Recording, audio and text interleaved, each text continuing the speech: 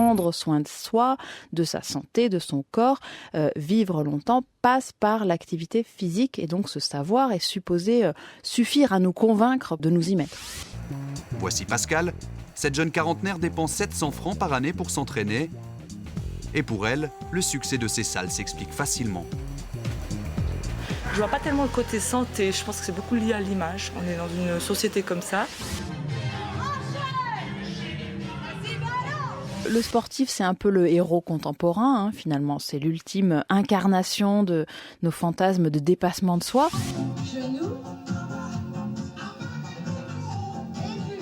Ça, j'aime pas.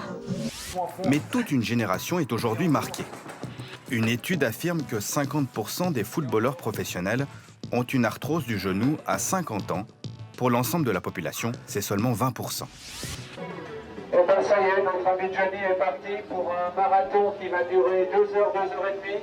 Plus de 400 mètres dans la position des plus inconfortables, comme vous pouvez le voir en ce moment.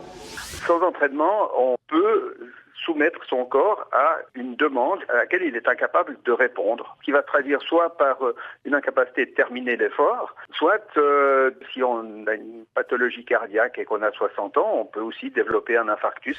Le sport à haut niveau, à haute intensité, à haut volume, commence à être un risque parce que vous exposez votre organisme à des contraintes mécaniques répétées et l'organisme n'a pas le temps de récupérer. Il y a malheureusement une problématique qu'on connaît, qui est la mort subite du jeune sportif. Malheureusement, dans certaines situations, un jeune peut se mettre en danger avec une activité intense. Alors je me suis déchiré le ménisque et puis j'avais le cartilage qui était aussi touché. Je me suis cassé le nez au début de ma carrière et puis sinon j'ai aussi passablement de gêne au niveau de l'épaule et de la hanche. Parce que j'ai de l'arthrose. On connaît tous des gens à la longévité incroyable alors qu'ils n'ont jamais fait le moindre sport. Si on pense à Churchill par exemple, fumeur de cigares, buveur de whisky, mort à plus de 90 ans avec ce secret de longévité, no sport.